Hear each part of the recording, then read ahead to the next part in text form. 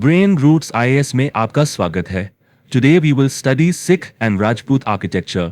तो चलिए शुरू करते हैं। सोच कर देखिए, 17th सेंचुरी का समय है। पूरे इंडियन सब कॉन्टिनेंट पर एक ही आर्किटेक्चरल स्टाइल का बोलबाला है और वो है मुगल स्टाइल। बड़े बड़े मकबरे, विशाल किले, वो जाली का महीन काम।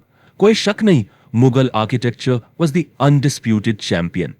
तो सवाल ये उठता है कि क्या बाकी सबने बस इसे कॉपी कर लिया? क्या जो रीजनल पावर्स थी उन्होंने अपनी पहचान ही खो दी? असली कहानी इतनी सीधी नहीं है, बल्कि कहीं ज्यादा दिलचस्प है।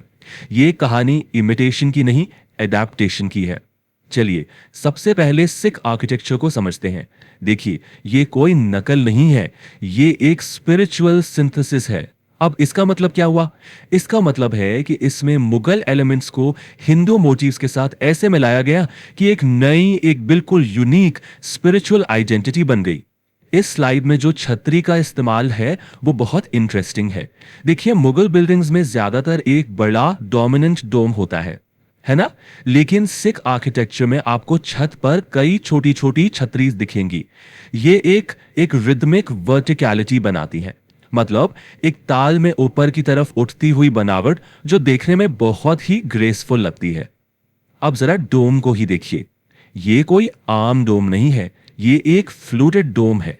इसकी सरफेस पर कमल के फूल की तरह वर्टिकल लाइंस यानी रिब्स होती हैं और इसे अक्सर ब्रास, कॉपर या सोने से मढ़ा जाता था, जो इसे एक सेलेस्टियल एस्थेटिक देता था। मतलब एक दिव्य, एक आसमानी लुक। और जो एंट्रेंसेस थे वहां सिंपल आर्चेस नहीं थे, वो फोलिएटेड आर्च हुआ करते थे, यानी जिसमें बहुत सारे छोटे छोटे कर्व्स या स्कैलप्स हो।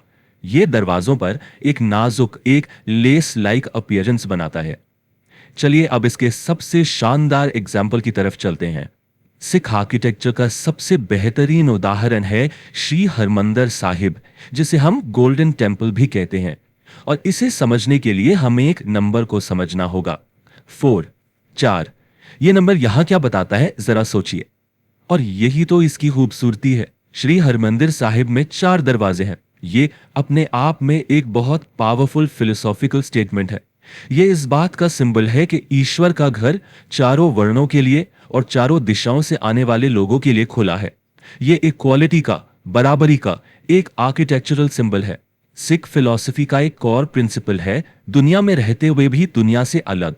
और ये फिलॉसफी आर्किटेक्चर में भी झलकती है। गोल्डन टेम्पल का जो डोम है वो एक इन्वर्टेड लोटस यानी उल्टे कमल के आकार का है। जैसे कमल पानी में रहकर भी उससे ऊपर रहता है, वैसे ही ये डिजाइन स्पिरिचुअल डिटैचमेंट का यानी अनासक्ति का प्रतीक है। अब हम राजपूत आर्किटेक्चर की तरफ बढ़ते हैं। ये वीरता, रोमांस और क्लाइमेट की कहानी कहता है। ये एक मार्शियल स्टेटमेंट है। यहां आर्किटेक्चर का पर्पस स्पिरिचुअल नहीं बल्कि सेक्युलर था, जैसे डिफेंस, रॉयल्टी और रेगिस्तान के मुश्किल क्लाइमेट का सामना करना। अगर राजपूत आर्किटेक्चर की आत्मा को समझना है तो झरोखा को समझना होगा।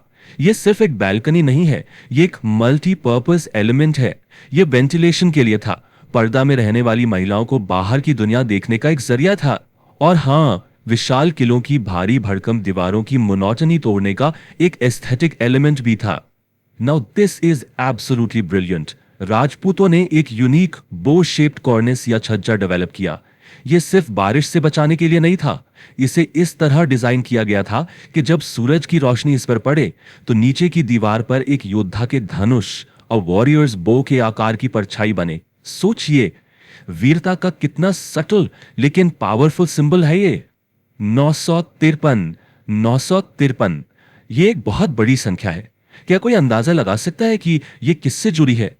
खासकर जयपुर की एक बहुत फेमस बिल्डिंग के कॉन्टेक्स्ट में। हवा महल में 953 झरोखे हैं। जी हां, 953। ये सब मिलकर एक विशाल मधुमक्खी के छत्ते जैसी संरचना, एक हाइव लाइक फसाड बनाते हैं। पैलेस ऑफ विंड्स का हर हिस्सा फंक्शनैलिटी और ब्यूटी का एक अद्भुत संगम है। तो इन 953 खिड़कियों का असल मकसद क्या था? यह सिर्फ खूबसूरती के लिए नहीं था। यह डिजाइन एक साइंटिफिक प्रिंसिपल का इस्तेमाल करता है जिसे वेंट्यूरी इफेक्ट कहते हैं। होता यह है कि जब हवा इन छोटी खिड़कियों से गुजरती है तो प्रेशर डिफरेंस की वजह से उसकी स्पीड बढ़ जाती है और वो ठंडी हो जाती है। ये नेचुरल एयर कंडीशनिंग का एक शानदार उदाहरण है। तो हमने दो अलग अलग विजन्स देखे, लेकिन उनकी लेगेसी एक ही है। ये एडेप्टेशन और आइडेंटिटी की कहानी है। एक की प्रेरणा स्पिरिचुअल थी तो दूसरे की मार्शियल, लेकिन दोनों ने अपनी एक मजबूत पहचान बनाई। तो चलिए इन दोनों के की डिफरेंसेस को एक साथ समराइज करते हैं। सिख स्टाइल की प्राइमरी बिल्डिंग गुरुद्वारा है जो रिलीजियस है, जबकि राजपूत स्टाइल में फोर्ट्स और पैलेसेस हैं जो सेक्युलर हैं। सिख स्टाइल का डोमिनेंट फीचर है फ्लूटेड डोम्स, राजपूत स्टाइल का है झरोकाज। सिंबलिज्म भी बिल्कुल अलग है। सिख आर्किटेक्चर में इक्वालिटी है, राजपूत आर्किटेक्चर में पावर और वैलर है। और मटेरियल्स भी अलग है, एक तरफ व्हाइट मार्बल और गोल्ड तो दूसरी तरफ रेड और pink sandstone.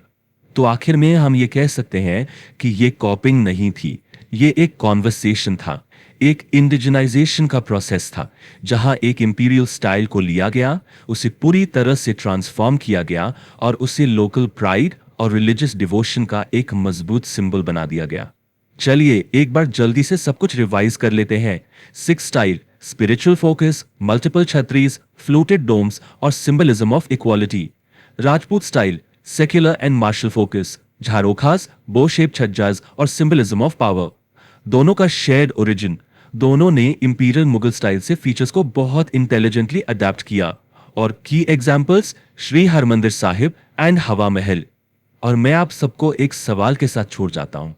When a powerful style is adopted and changed by a regional power, is it an act of tribute or an act of defiance?